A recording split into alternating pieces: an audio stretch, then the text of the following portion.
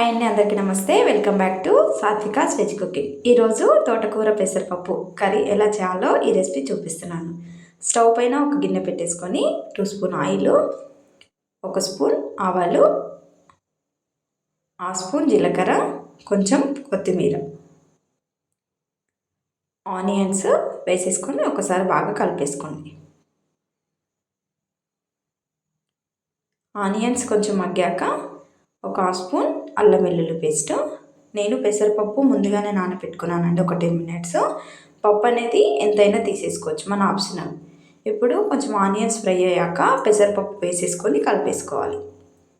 తోటకూర నేను 4 కట్టలు తీసుకున్నానండి. కట్ చేసుకొని వాటర్లో బాగా కడిగి వేసేసుకోండి.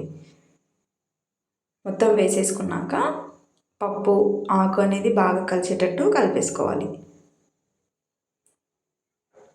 కొంచెం ఆకు అనేది మగ్గాక కొంచెం కొత్తిమీర, 1/2 స్పూన్ పసుపు, 1.5 స్పూన్ కారం,